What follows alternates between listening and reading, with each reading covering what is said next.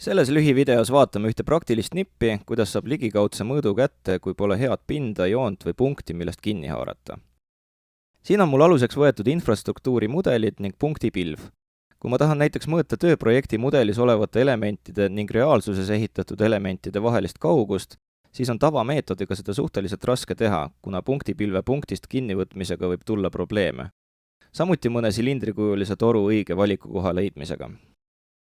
Aga selle jaoks on üks päris lihtne nipp. Kõigepealt otsime üles mingi tasapinna, millele teha lõige, näiteks see sinine kaevugaas.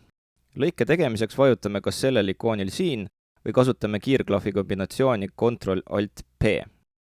Siis valime kaevukaane ning tekib helesinine lõikepind. Seda nihutame veidi alla lõikepinnale klõpsates ning siis vasakut hiireklahvi all hoides lohistades alla suunas. Siis lülitame sisse ortogonaalse vaate sellest nupust siin ning omakorda võtame pealt vaate, kas selle ikooni kõrval olevast noolekesest hüpikmenüü lahti vajutades ning valides top või kasutades kiirklahvi kombinatsiooni Ctrl-5 numbripadjal. Zoomime sisse ning nüüd, kus lõikepind on nähtav, vajutame mõõdu tööriista ikoonile. Seejärel hoiame all Ctrl-klahvi ning nüüd saame joonistada lõikepinnale ükskõik mis kohale. Võtame ligikaudse punktipilve juurest ning siis teise koha valime mudeli elementide juurest.